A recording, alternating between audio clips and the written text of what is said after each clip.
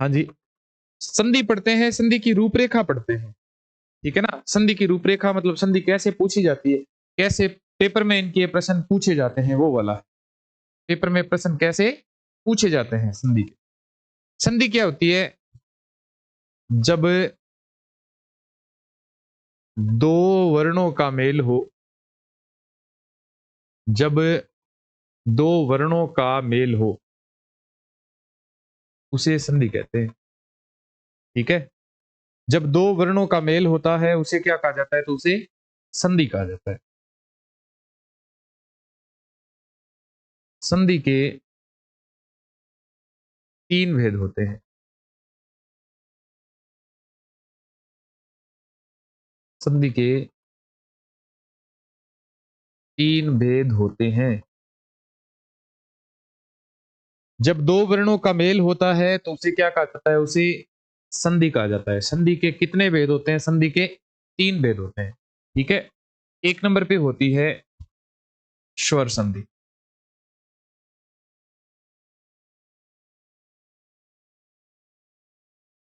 2 number पे होती है व्यंजन संधि।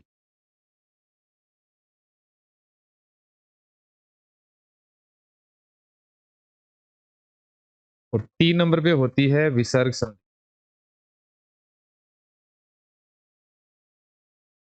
जैसे कल संस्कृत शिक्षा विभाग के पेपर में अव्यय का प्रश्न आया था कि कौन सा क्रिया विशेषण नहीं है, वैसे ही संधि से संबंधित भी पूछा जा सकता है। संधि का मुख्य भेद नहीं है।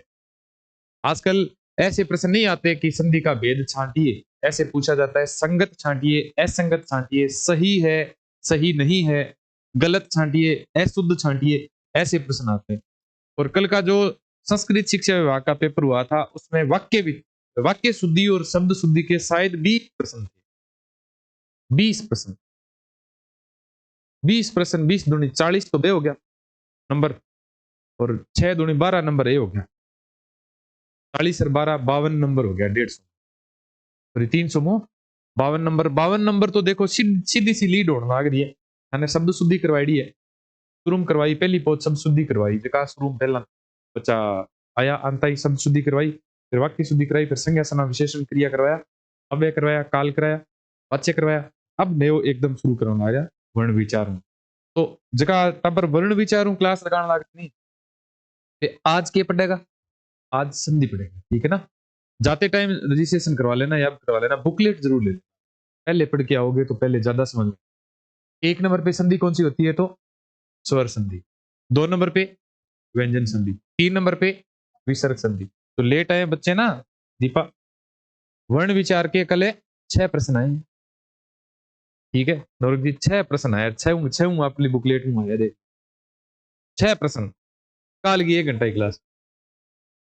व्याकरण बोली 20 प्रश्न तो वाक्य शुद्धि शब्द शुद्धि का ही आ गया, है ना? लगभग 6 प्रश्न वर्ण विचार का है, 6 प्रश्न बहुत हुए। तो छऊ आप तो यह उम्मीद कर लिया कि छऊ प्रश्न आपने पढ़ है, कल दिन में पढ़ाया भाई है बस, ठीक है? संधि किसे कहते हैं? संधि जब 2 वर्णों का मेल होता है, उसे संधि कहते हैं। संधि के कितने भेद होते हैं? संधि के 3 भेद होते हैं। कौन कौन से होते हैं? तो स्वर संधि, व्यंजन संधि और विसर्ग संधि। 1 नंबर पे है स्वर संधि। ये जो स्वर संधि है, इस स्वर संधि में स्वर के बाद में स्वर आते हैं, बस ये कंसेप्ट है। ये कंसेप्ट सीख लेना, आपको कभी संधि में समस्या नहीं है कि कितने ही उदाहरण क्यों। कल इनके जो संधि के प्रश्न शायद 3-4 प्रश्न पूछे गए, 3 से 4 प्रश्न थे संधि के, सेम टू सेम प्रश्न थे, उदाहरण भी सेम के सेम थे। ऐसे नहीं कि उदाहरण भी चेंज हुए, उदाहरण भी चेंज नहीं हुए, वही है। तदित शब्द है, तदित शब्द आपको करवाया हुआ है, तत् प्लस में से तदित बन रहा था, ठीक है? उद्धार, उद्धार भी आपको करवाया हुआ है, जो शुरू से बच्चे आ रहे थे उद्धार करवाया हो ना। कौन सी संधि होती है उद्धार? व्यंजन संधि होती है, ठीक है ना? व्यंजन संधि होती है, वो वाला भी प्रश्न ऑप्शन में था। हाँ, स्वर संधि जिसमें स्वर के बाद में क्या आते हैं? तो स्वर आते हैं, ठीक है? स्वर के बाद में स्वर आते हैं, जैसे ये विद्या शब्द है, ये आलय शब्द है, बस ठीक है, बिल्कुल। और गुरु जी क्या हाल चाल है? बिल्कुल डन है। हेलो।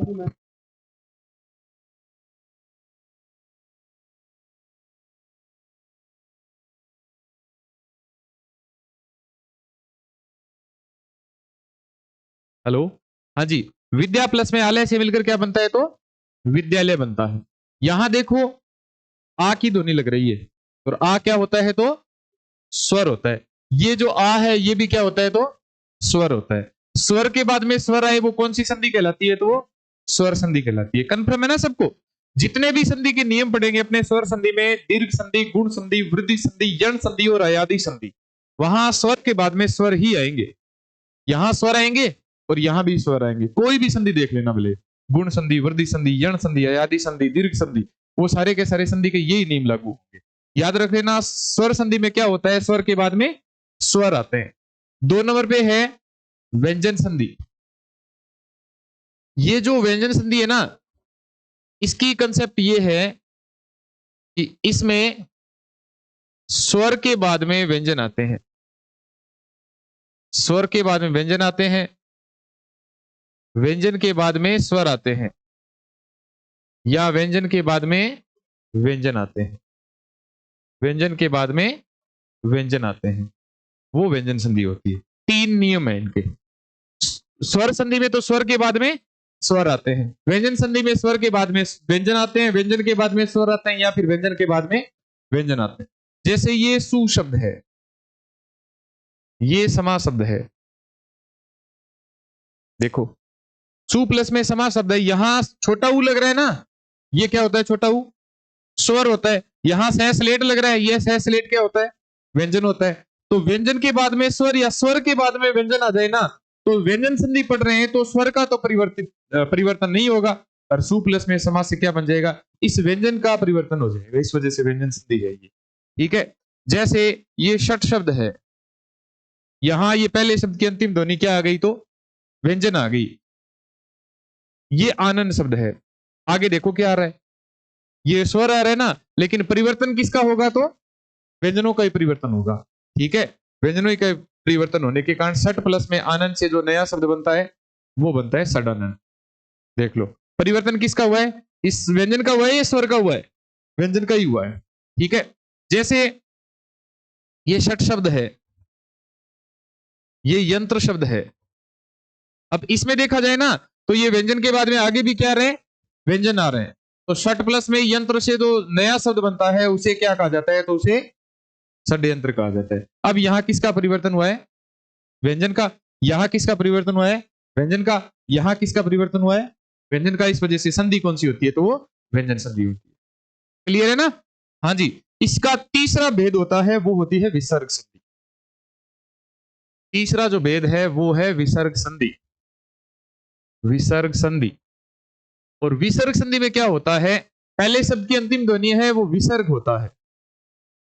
पहले शब्द की अंतिम ध्वनि ये विसर्ग होता है। उसके बाद में स्वर भी आ सकते हैं और उसके बाद में व्यंजन भी आ सकते हैं। ये है नियम इसका। स्वर भी आ सकते हैं, व्यंजन भी आ सकते हैं, लेकिन परिवर्तन किनका होगा तो इन विसर्गों का होगा। क्योंकि स्वर संधि में किसका परिवर्तन कर लिया आपने, स्वरों का। व्यंजन संधि में किनका परिवर्तन कर लिया तो व्यंजनों का परिवर्तन कर लिया। जैसे ये चतु शब्द है, ये आनंद शब्द है। तो चतु प्लस में आनंद से जो नया शब्द बनता है वो चतुरानंद बनता है। ये वाला चतुरानंद ब्रह्मा को बोलते हैं, ब्रह्मा जी होते हैं वो चतुरानंद है। चतु का मतलब होता है चार। ये देखो यहां क्या लग रहा है तो विसर्ग लग रहा है, ये यहां क्या लग रहा है तो ये स्वर लग रहा है। लेकिन परिवर्तन किसका हुआ है तो विसर्ग का परिवर्तन हुआ है। विसर्ग र में बदला है, बाद में आ की ध्वनि लगने के कारण ये पूरा हो गया। तो चतु प्लस में आनंद से बनता है चतुरानंद। इसकी जगह अगर व्यंजन आ जाए ना, जैसे ये चतु शब्द है, ये भुज शब्द है। देख लो यहां तो ये विसर्ग है और विसर्ग के बाद में ये देख लो भ आ गया, भ के बाद में है ऊ, तो भ तो व्यंजन होता है। ये व्यंजन आ जाए फिर भी विसर्ग का ही परिवर्तन होता है। चतु प्लस में भुज। देखो ये जो विसर्ग, ये विसर्ग का क्या बन रहा है, र बन रहा है। अधूरे र के बाद में कोई भी व्यंजन आ जाए ना, कोई भी व्यंजन आ जाए तो ये जो र है, इस र का ऊपर वाला र ये बन जाता है। ठीक है, ये अकेला ऐसे नहीं रहता यहां, बल्कि कहां चला जाता है, तो ये ऊपर चला जाता है। तो चतु प्लस में भुज से मिलकर नया शब्द क्या बनता है, तो चतुर्भुज बनता है। ठीक है, चतुर्भुज विष्णु जी को बोलते हैं, चार हो भुजाएं जिसकी, विष्णु जी। हाँ जी, चार हो मुख जिसके, वो ब्रह्मा जी। और छह हो मुख जिसके, छह हो शीश जिसके, वो होते हैं कार्तिकेय। किसका पर्यायवाची होता है, कार्तिकेय का पर्यायवाची होता है। दोबारा देखो, जब दो वर्णों का मेल होता है, उनके मेल से जो विकार उत्पन्न होता है उसे क्या कहा जाता है, संधि कहा जाता है। संधि के कितने भेद होते हैं, संधि के तीन भेद होते हैं। कौन कौन से होते हैं, स्वर संधि, व्यंजन संधि और विसर्ग संधि। स्वर संधि में किसका परिवर्तन होता है, तो स्वरों का। व्यंजन संधि में किसका परिवर्तन होता है, व्यंजनों का परिवर्तन होता है। और विसर्ग संधि में किनका परिवर्तन होता है, तो विसर्गों का परिवर्तन होता है। ये आनंद भी वैसे का वैसे है, ये भुज भी वैसे का वैसे ही है। ठीक है, इस विसर्ग का क्या बना है, तो इस विसर्ग का क्या बना है, तो र बना है। ठीक है, अब अपने पढ़ेंगे आगे संधि के नियम। ठीक है,